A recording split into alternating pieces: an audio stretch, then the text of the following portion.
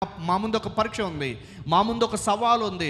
వాళ్ళేమో అన్య దేవతలకు బలిచ్చిన వాటిని తినమన్నారు, వాళ్ళేమో రాజు తాగేదాన్ని తాగంటారు. మేము యూదులం, మేము నీ కొరకు ఉన్న ప్రజలం, మాకు అలాంటిది అలవాట్లేదు, వద్దని మీ నామములో మమ్మల్ని తృణీకరించాం. మేము కేవలం నీళ్ళు తాగితే చాలు, ఆహారాన్ని సాధారణమైన ఆహారాన్ని తింటే చాలు అని మేము వాళ్ళ ఆహారాన్ని తిరస్కరించాం. నాయన దయచేసి మాకు సహాయం చేయండి అని ఖచ్చితంగా దానియేలు తన స్నేహితులతో కలిసి ప్రార్థన చేసి ఉంటాడని నేను నమ్ముతూ ఉన్నా. సో 10 రోజులు వచ్చాయి.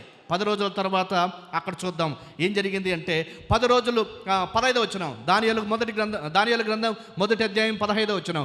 10 దినములైన పిమ్మట వారి ముఖము రాజు భోజనం భుజించు బాలురందరి ముఖముల కంటే సౌందర్యముగాను కలగాను కనబడగా అనే మాటలు మనం చూస్తాం. దానియేలు తన స్నేహితులు కలిసి 10 రోజులు పరీక్షింపబడ్డారు. 10 రోజులు పరీక్షింపబడిన తర్వాత మాంసము మద్యము తాగి తినే వాళ్ళకంటే, నీళ్లు తాగి శాకాహారాన్ని తినే వాళ్ళ ఫేసులు వాళ్ళకంటే సౌందర్యంగా కనిపించాయంట, వాళ్ళకంటే కళగా కనిపించాయంట.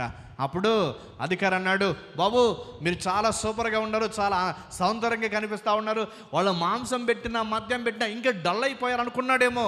అప్పుడు అనుకుంటాడు, అరే అనవసరంగా ఈ బ్యాచ్ పెడుతున్నామే, వాళ్ళకు కూడా ఇలాంటిది పెట్టింటే బాగుంటుంది అనుకున్నాడేమో మనసులో. మొత్తం మీద 10 రోజులు పరీక్షింపబడిన తర్వాత కళగా సౌందర్యంగా వీరి ముఖాలు కనిపించాయి. కారణం ఏమిటి?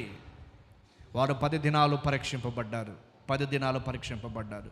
ఈ సందర్భంగా నేను గుర్తు చేస్తూ ఉన్నా, ఒక యవనస్తుడు తనది కాని దేశంలోనికి వెళ్ళి తనది కాని ప్రజల మధ్య నివాసం చేస్తూ మంచి జ్ఞానవంతుడు, మంచి సౌందర్యవంతుడు, తత్వజ్ఞానం తెలిసిన వాడు దేవుని కొరకు పరీక్షింపబడ్డాడు. భోజనమా, రాజభోజనం అవసరం లేదు, మద్యమా అవసరం లేదు, నేను నీళ్లు దాగి బ్రతుకుతాను. ఒక యవనస్తునికున్న ఆలోచన, ఒక యవనస్తునికున్న కోరిక. మనం ఎక్కడ దాకా ఎవరైనా ఫ్రీ ఫుడ్ అంటే ఫ్రీ ఫుడ్